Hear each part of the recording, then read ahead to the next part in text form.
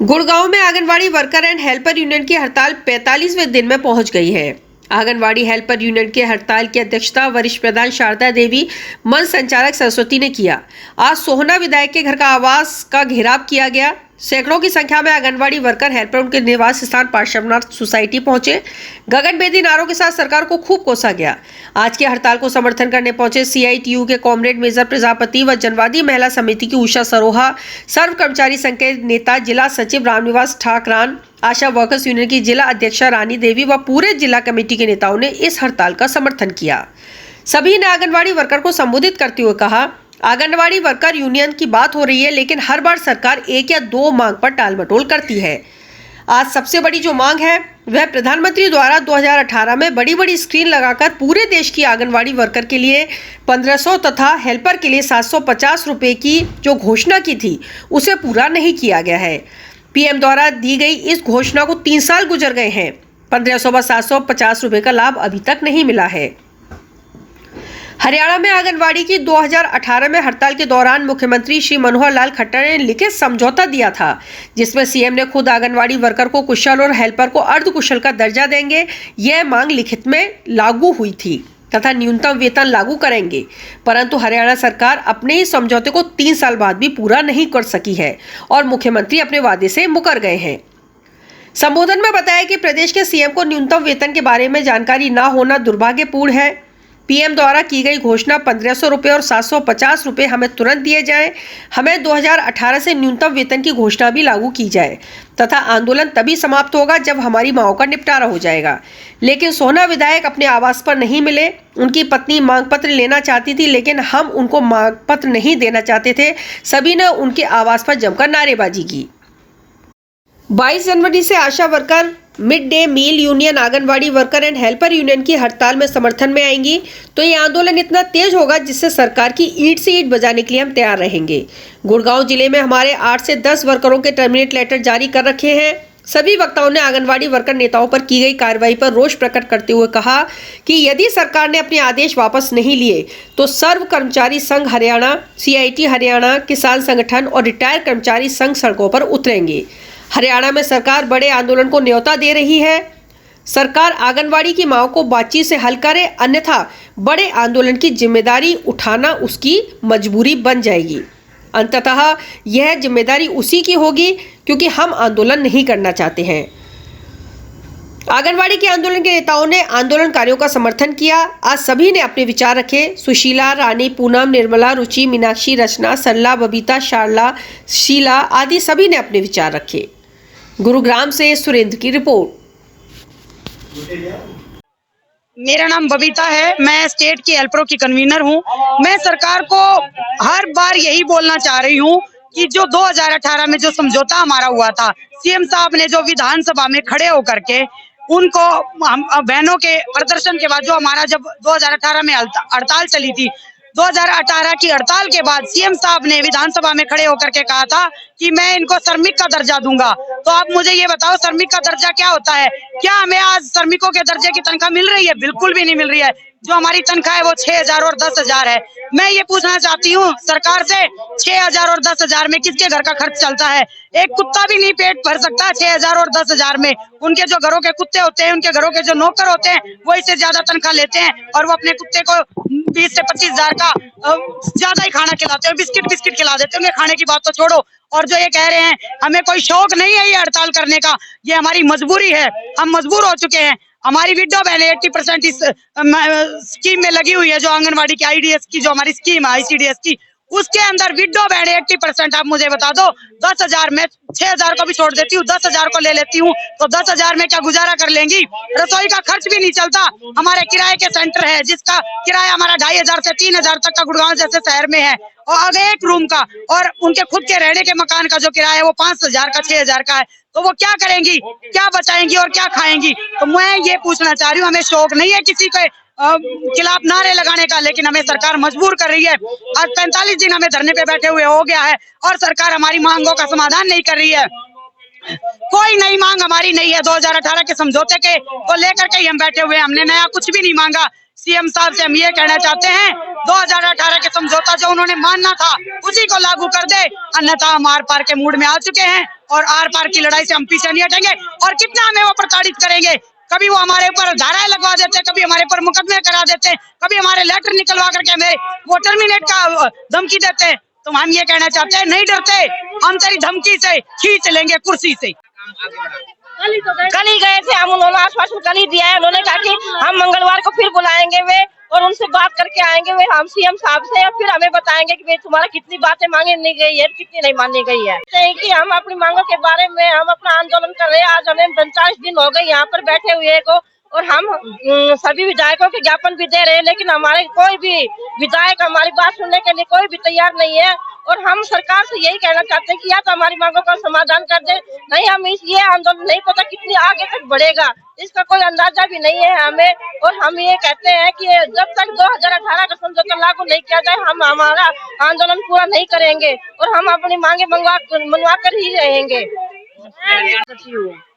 तो मैं ये कहना चाहूंगी, जो विधायक साहब से हमने पहले से टाइम ले रखा था, उनका यहाँ से भागने का मतलब क्या बनता था? क्योंकि हमें उसे टाइम लेके आए, ना कि हम अचानक दावा बोलने आए हैं। और ऐसे विधायक का हम क्या करें जिसे ये शर्म नहीं आती कि हमारी बहनें हम सड़कों पे बैठी हुई है, 45 दिन से बैठे हुए हैं, एक बार भी हमारे विधायक ने हमारी सुध नहीं ली है। और जब आज हम दरवाजे पे आए हैं तो वो यहाँ से चले गए हैं। ये उनके लिए बहुत शर्म की बात है कि वो हमें समय देने के बाद भी यहाँ से चले गए हैं। ऐसे विधायक को हम आने वाले समय में इलेक्शन में नहीं आने देंगे बिल्कुल भी। और ये हमारा शौक नहीं है यहाँ पे आने का, ये हमारी मजबूरी है। जो सरकार ने ये बोल दी कि 1500 वर्कर को 750 हेल्पर को दे दूंगा और अर्ध कुशल और कुशल का दर्जा दे दूंगा, हमने सरकार से नहीं मांगी थी, सरकार ने अपनी मन की बात में बोली थी। लेकिन जब उन्होंने बोल ही दिया है तो अब हम छोड़ेंगे नहीं, हम आर पार की लड़ाई के मूड में है। चाहे सरकार कोई भी हथकंडे अपना ले, लेकिन हम अपना हक अब लेके ही रहेंगे।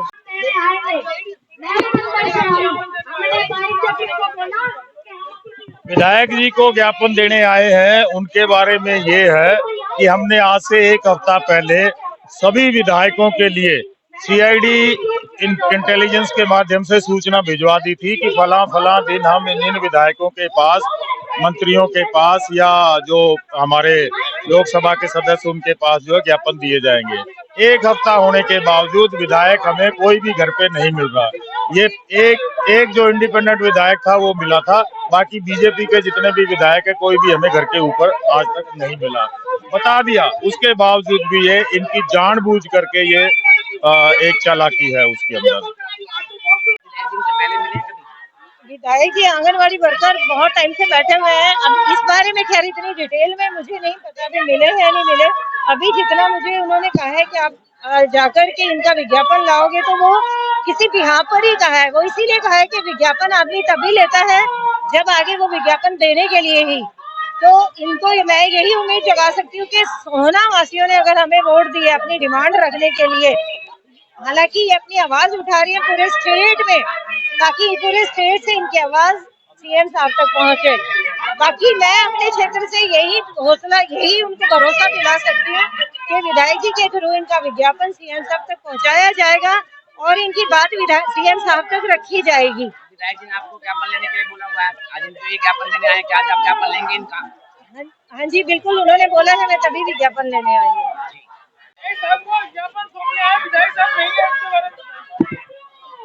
आज अभी मैं यहाँ पर अगर मौजूद हूँ तो मैं विधायक जी के कहने से ही यहाँ पर आई हूँ। अगर विधायक जी को विज्ञापन नहीं लेना होता तो वो मुझे यहाँ पर नहीं भेजते, और विज्ञापन लेना मेरा काम है और उसके बाद विधायक जी को विज्ञापन सौंपना। और ऐसा नहीं है, ये भी अगर ये महिलाएं ठीक कह रही है कि हम अपना ज्ञापन देने आए हैं और हम अपनी डिमांड किसको रखेंगे, तो मैं तो इनको ये भरोसा नहीं है कि विधायक जी होंगे हम विज्ञापन उन्हीं को दें। पर ऐसा नहीं है, विधायक जी को विज्ञापन अगर चाहे मुझे दिया जाता है तो उन्होंने मुझे कहा है, इसीलिए कहा है कि इनका विज्ञापन आगे सीएम सब तक पहुंचाना और सरकार तक इनकी आवाज पहुंचाना, वो हमारा कार्य है। इनका कार्य है विज्ञापन देने आए हैं तो विज्ञापन देकर जाए। तो अब इससे ज्यादा मैं और क्या कहूँ आपको, लेकिन अब मजबूरी है कि विधायक जी उत्तराखंड में बैठे हुए हैं और ये लोग आए हैं, मैं उन्हीं की मंजूरी से यहाँ पर आई हूँ। अगर इनको लगता है कि विधायक जी विज्ञापन नहीं लेना चाहते, अगर विज्ञापन नहीं लेना चाहते तो वो मुझे भी यहाँ पे आने की मंजूरी नहीं देते। मैं इतना ही कहना चाहूंगी। अगर वो कहीं भी छुपा है तो हमारी बहनों के सामने आ जाए और हमारा मांग पत्र स्वीकार करे, नहीं तो हम जिस बिल में वो बैठे हैं सारी बहनें उस पर हमला बोल देंगी। और हम बहनों में ये जोश है, जहाँ भी संजय छोकर है वो बाहर आए, वो विधायक हैं, वो हमने कुर्सी पर बैठाए हैं, नहीं तो हम सारी बहनें उसको जहाँ छुप के बैठा है उसको निकालना भी जानते हैं। और वो हमसे झूठ बोलते हैं कि मैं बाहर गया हूँ, वो यहीं पर छुपे हुए हैं, यहीं पर छुपे हुए हैं। संजय छोकर मुर्दाबाद।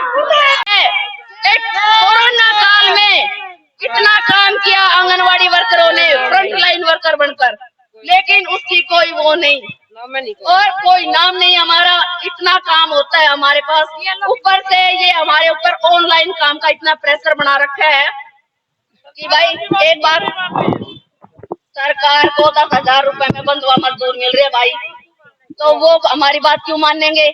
आप एक बात बताओ, न्यूनतम वेतन तो कम से कम लागू करे। हम सरकार से ये कहना चाहते हैं, जब तक हमें सरकारी घोषित करे, जब तक हमें सरकारी घोषित नहीं करते तो हमारा न्यूनतम वेतन 24,000 हमारी वर्कर बहनों पर, 18,000 हमारी हेल्पर बहनों पर लागू करे। और हम सरकार से खुले आम ये चेतावनी देते हैं, या तो हमारी मांगे पूरी करे, जो 2018 में हमारा समझौता हुआ था वो लागू करे, और 29 तारीख को जो वार्ता हुई थी उनका सरकार लिखित में लेटर दे, और जो हमारी और पेंडिंग मांगे हैं उनको पूरी करे, नहीं तो हम आर पार की लड़ाई लड़ने के लिए तैयार है। हम भी किसानों की बेटियां किसानों से कम नहीं है। हम कोई नया नहीं मांग रहे, हम सरकार की कुर्सी नहीं मांग रहे, सरकार ने जो अपने मुख से बोले हम उसी को लागू करवा रहे हैं। और उसी को लागू करवाने के लिए हमें आज 45 दिन हो गए। बिहार में जहाँ विधानसभा होता, जहाँ मुख्यमंत्री जो प्रदेश का अपने बयान में ये कहता है कि भी मैं हेल्पर और वर्कर को कुशल और अर्धकुशल में डालूंगा, लेकिन और देश का प्रधानमंत्री है जो कि उसने अपने मन की बात में बड़े बड़े टीवी लाइव करके ने ये बोला था कि इन वर्करों की काली दिवाली नहीं मनाएगी, इनके मानदेय में 1500 और 750 की घोषणा बढ़ोतरी होगी। लेकिन जो उन्होंने अपने मुख से बोला था वो आज एक भी मांग लागू नहीं हुई है। और 29 दिसंबर को जो हमारी वार्ता हुई थी, खट्टर सरकार ये कह रहा है, अभी मेरे मुख से आवेश में निकल गया था। हम ये कहना चाहते हैं, जो विधानसभा है हमारे हरियाणा का, जहाँ मुख्यमंत्री खड़ा होकर घोषणा कर देता वो एक कानून बन जाता, लेकिन अब उसने ये कहा 29 दिसंबर को जो बहनें 30 तारीख के बाद हड़ताल पर बैठी है उनको ये लाभ नहीं मिलेगा। हम कहना चाहते हैं, अरे खट्टर सरकार शर्म आनी चाहिए, तू प्रदेश का राजा होकर ऐसी बयानबाजी कर रहा है, तेरे को शर्म आनी चाहिए। जो तू बोलता वो कानून होना चाहिए, ना कि एक घोषणा होनी चाहिए, क्योंकि हमारी हड़ताल इतने जारी रहेगी जब तक हमारी मांग पूरी नहीं हो गई है। और हम ये कहना चाहते हैं, एक तो भाई हम इतने दुखी हैं, और ये हम विधायक साहब की मैडम को भी बताना चाहते हैं कि एक आंगनवाड़ी वर्कर क्या क्या काम करती है। ये इस सरकार का ये हो गया, बेटी पढ़ाओ रोड पे बैठाओ, बचाओ नहीं रोड पे बैठाओ, क्योंकि हम 45 दिन से रोड पे बैठे हैं और हमारी किसी ने सुध ली नहीं। इनको तो ये लग रहा है इस सरकार ने हमारे साथ इतनी भुंडी कर रखी है कि भाई बिना डिग्री की मास्टर नहीं हम, बिना डिग्री की डॉक्टर नहीं हम, बिना डिग्री की पटवारन हम, बिना डिग्री की तहसीलदार हम। और वो कैसे, वो भी मैं बता देती हूँ आपको। इन लोगों ने हमारी ट्रेनिंग करवाई प्लेवे स्कूल के नाम पे, 5 दिन में सारी सरकारी मास्टरनी बना दी भाई। मैं ये पूछना चाहती हूँ, जो जेबीटी टीचर इतने दिन वो करते हैं पढ़ाई और उनकी तनख्वाह होती है 50-60 हजार, और ये हमसे 10,000 रुपए में वो ही काम लेना चाहते हैं, तो हम एक ना बिना डिग्री की मास्टर नहीं 5 दिन में हमारी ट्रेनिंग करवा दी। दूसरी बात, बिना डिग्री की डॉक्टर कैसे भाई, सरकारी विभाग से दवाई भेज देते हैं कि भाई ना ये पता ये कान में पानी है नाक में पानी है, कितनी डोज देनी है कितनी नहीं देनी, भाई ना बांटे तो अधिकारियों का डंडा बांट दो, ये नहीं पता भाई नाक की दवाई है कान की दवाई है, कितनी डोज देनी कितनी नहीं देनी। और भाई पटवारन ऐसे जाओ भाई गांव में जाओ, ये देखो किसका कितनी जमीन है, भाई हमने कौन बताया होगा कितनी जमीन है, ऊपर से शौचालय सर्वे, विकलांगता सर्वे और एक नया सर्वे करवाया कि गांव में जाओ और ये पता करो कौन सी बहू बाहर से आई है, कितनी बहू आई गांव में बाहर से, उड़ीसा से कितनी आई, हिमाचल से कितनी आई, बिहार से कितनी नहीं आई। अरे किसी का बेटा ब्याया गया भाई, थारे के दर्द है? ऊपर से कह ना पता करो, हमने कौन बताओगा भाई ये अब भाई कितनी बहू बाहर से आई, किसी का घर बस है, इनने कोई दिक्कत है सरकार ने। ऊपर से हमारे साथ ये कर रखा कि भाई तुम गांव में जाओ, बड़े बूढ़ों को नौजवानों को समझाओ कि शराब नहीं पीनी और नशा नहीं करना। भाई मारते मारे वाले ना समझे, हम उन्हें कैसे समझाएंगे। ऊपर से कहे भाई शौचालय सर्वे, आज भी हमारे भारत में ये स्थिति है कि कुछ गांव के लोग अपनी बोतल उठा के बाहर जाते हैं शौच के लिए। अब हमें नुक्कड़ पे खड़ा कर दिया जाता है कि जाने आने वाले को रोको। सिट्टी दे दी हमारे हाथों में कि भाई सिट्टी बजाओ और इनको रोको। ये इस सरकार की अच्छी बात है। आज हमारी हड़ताल को 45 दिन हो चुके हैं, लेकिन सरकार ने इतना नहीं है, इतनी नीच सरकार है ये कि भाई ये नहीं सोचती कि ये वर्कर क्यों बैठी है। लेकिन सबसे शर्म की बात तो ये है कि जो गुड़गांव जिले के 4 एमएलए विधायक हैं, उनको भी जरूरत नहीं है कि इन बहनों ने क्या गुनाह कर दिया जो कि इनके बीच में जाकर इनकी समस्याओं का हल नहीं किया। हम इन बहनों को इतना आक्रोश है कि आज हमने 1 हफ्ता पहले सीआईडी के माध्यम से मीडिया के माध्यम से इनको अवगत करा दिया था कि इन तारीखों का इन एमएलए विधायकों का घेराव कराया जाएगा। लेकिन ये भी सुधीर सिंगला की तरह अपना घर छोड़कर भाग गए, क्योंकि ये हमारी इन बहनों से डरते हैं, क्योंकि इनकी मांग पूरी ना करनी पड़ जाए। हम ये कहना चाहते हैं वो दिन भूल के जिस दिन हमारी बहनों के पांव पकड़ो थे तुम जाके, अब मुझे जिताना चंडीगढ़ भेजना। क्या इन बहनों ने गुनाह कर दिया, इनको जिता के चंडीगढ़ भेज दिया? लेकिन ये अपने वादों से मुकर गए। हम इनको याद दिलाने आए हैं कि हमारी जो मांगे हैं उनको पूरा कराया जाए। ये एक तरफ तो ये सरकार कहती है बेटी बचाओ बेटी पढ़ाओ, ये क्या हो रहा है? बेटी बचाओ रोड पे बैठाओ, ये क्या सरकार ने इतनी घटिया सरकार है, औरतों के सम्मान में एक लफ्ज नहीं बोल सकती। हम उनसे ये कहना चाहते हैं मीडिया के माध्यम से, सरकार ने अपने मुख से जो बोला था हम उसी को ही तो मांग रहे हैं। कोई हम उसकी कुर्सी तो नहीं मांग रहे, कोई अलग चीज तो नहीं मांग रहे। और जो 29 दिसंबर को हमारी जो सरकार के साथ वार्ता हुई थी उसमें घोषणा करी थी रिटायरमेंट पे इनको 1,50,000 ठीक हम स्वागत करते हैं। अरे खट्टर सरकार, ये तो सोच, इतनी महंगाई हो रही है, आसमान छू रही है। 1,50,000 में इन वर्करों का क्या होता? कम से कम उनका मान सम्मान ऐसा तो करो जो हमारी मांग थी, 5 लाख वर्कर को 3 लाख को मिलना चाहिए। लेकिन अब उन्होंने स्टेटमेंट दोबारा से जारी करी है, जो सरकार घोषणा करती है वो एक कानून बन सकती है। लेकिन खट्टर सरकार ये कह रही है 29 तारीख के बाद जो वर्कर हड़ताल पे बैठी है उनको ये लाभ नहीं मिलेगा। ये कितनी शर्म की बात है। सरकार वादा करके भी मुकर जाती है। तो हमारा कितने भगोड़े हो गए, हमारा हक आंदोलन करने का और विरोध अपनी कुर्सी से सरोकार है और अपनी राजनीति से सरोकार है। हम ये कहना चाहते हैं जब ये बहनें इन लोगों को चंडीगढ़ तक भी जा सकती है तो वो चंडीगढ़ तक गिरा भी सकती है, क्योंकि अब की बार ये आएंगे ना, हम किसानों के बेटे, जिस तरह किसानों ने गांव में घुसने से मना किया है इसी तरह इन लोगों को हम गांव में नहीं घुसने देंगे। और इनके लिए जो स्वागत के लिए पहले फूल बिछते थे अब